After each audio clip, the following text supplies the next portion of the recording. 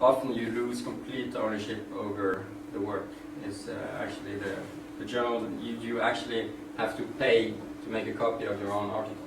That is completely insane. So, and there are alternatives to such journals. So think about that. Think about what is right here, what is wrong.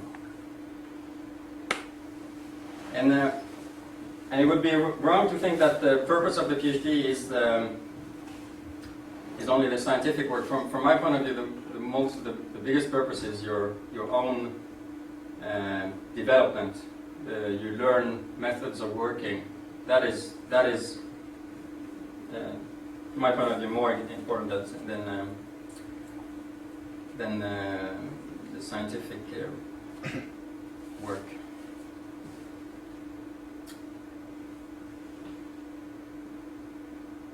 I also have in my in the thesis I have as a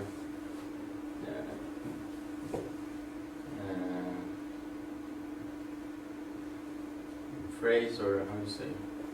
Well, anyway, small phrase before the start of the Preface. No, not the preface.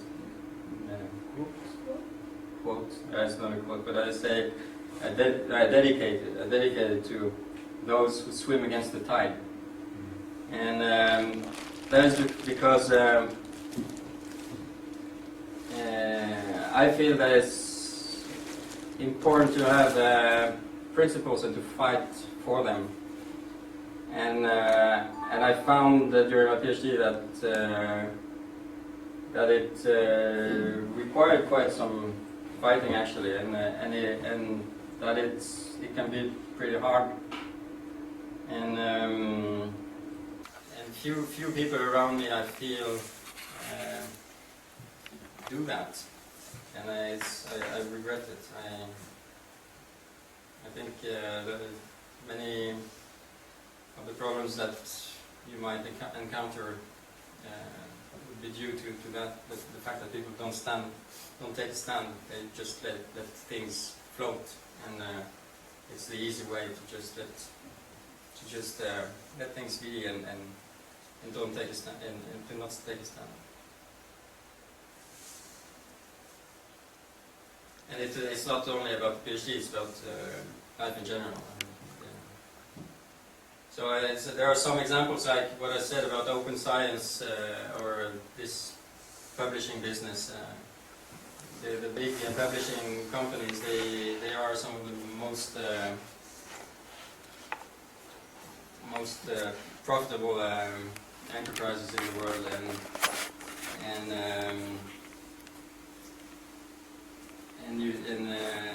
they're actually making those profits on your work. So you need to think about is that what you want it to be? From my point of view, I want to keep the ownership of my data, and I see now when I did the literature review for the trial lecture, I see there has been quite some change in the past few years, and more is getting open. All the IPCC work is, or all the IPCC reports, not necessarily the literature that it links to, but is freely available, and I think it's important to reflect on that, to see that it's what we do, it has an effect on the whole.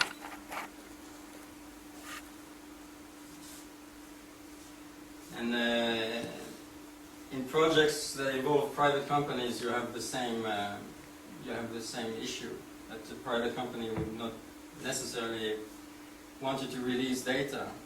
So you need to think if that is how you want to work. If you want to do science, you need to talk with people. You need to be able to talk about what you're doing. And if you can't,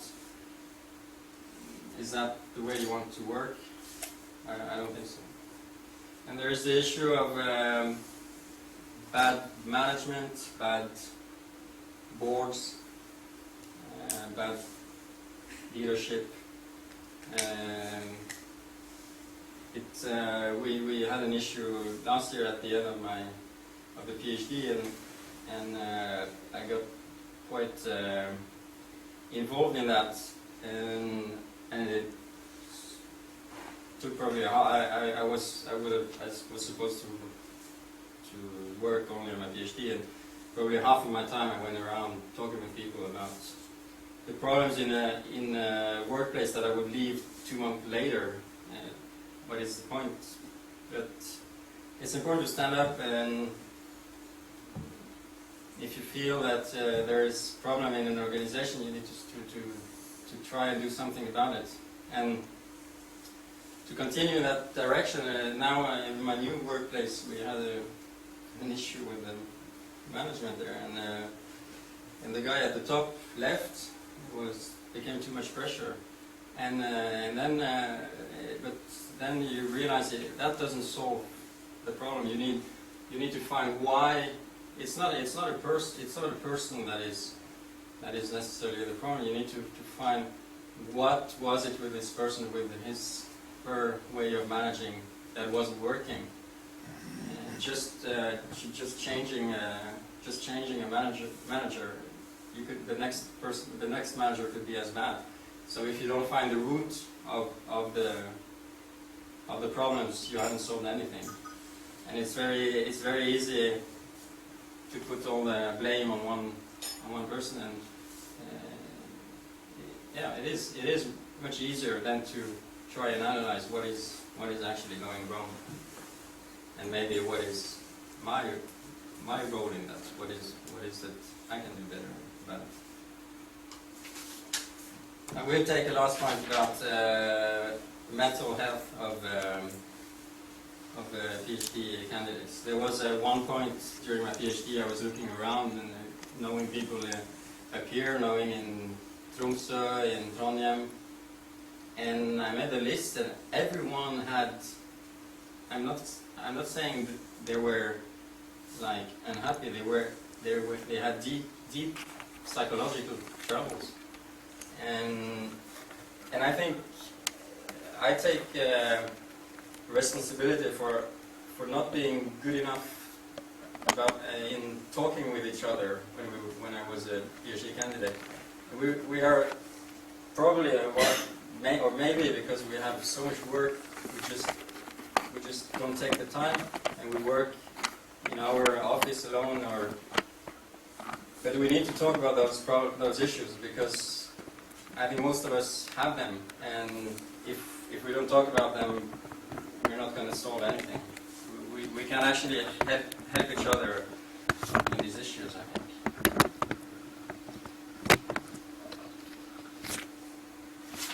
Yeah. So I have 5 minutes left, but as I said, I've turned the page actually now.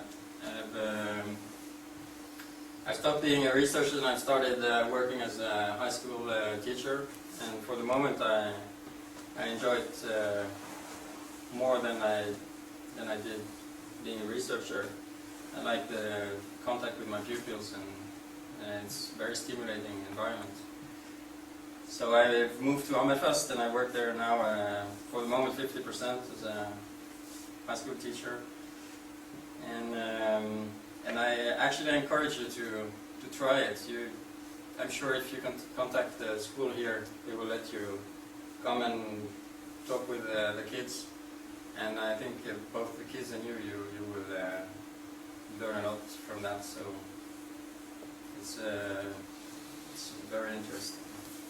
If you have questions, we have 5 minutes left. Yeah, Margaret. I think your point about talking to other people about the problems is a good point, and that's why I like you. I don't know you so well, but I remember very well because you were one of the few that sort of admitted that, oh shit, I don't really know if I think my work is so important, and sometimes I don't do anything in one day. So it was really good to, okay, I'm not the only one. So I think you should know that you did that. You didn't just sit in your office. Yeah, thanks. It was the last. I think I remember we had a discussion after my this presentation, I have this bench seminar, and there I open it a little bit about problems and that things were not going very smoothly actually. But in the everyday life, I was pretty much alone in my office and not communicating very much. But I'm not saying, I mean, it is difficult. It's difficult to balance as a PhD candidate, to balance your personal life and it's extremely difficult. And I've been wondering if it's been like that all the time. If our supervisor, if it was as difficult. I've actually never asked them, but it's something we should do because I hope they didn't. I don't know. Yeah.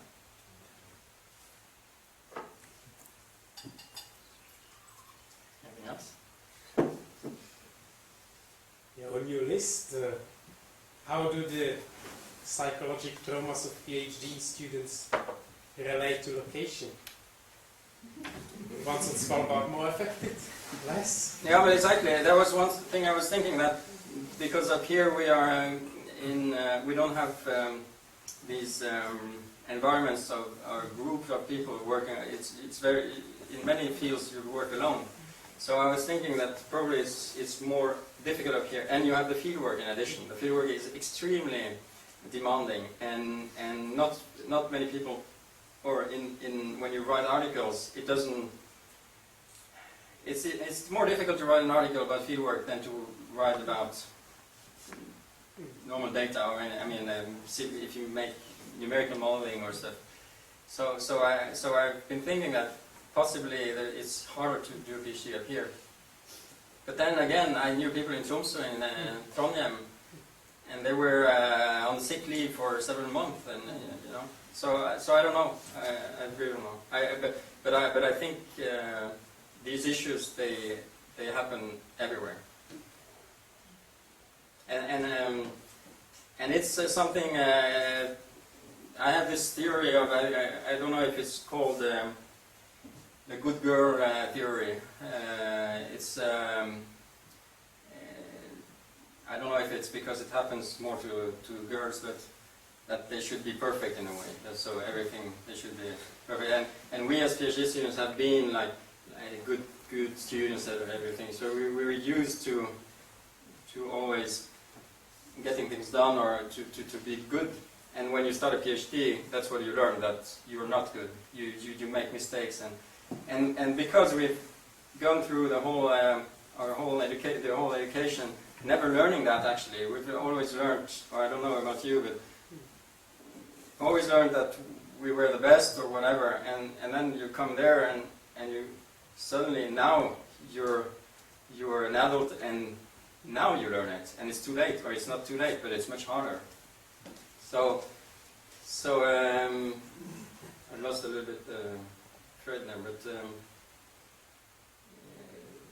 that may be one root cause also to.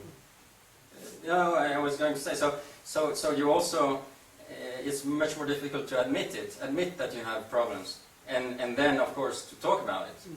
You need to admit it. You need to not be ashamed of it, and just because 90% of the I don't remember the statistics, but it's well over 50% of the population, they go through a depression once in their life. So it's something that happens to everyone.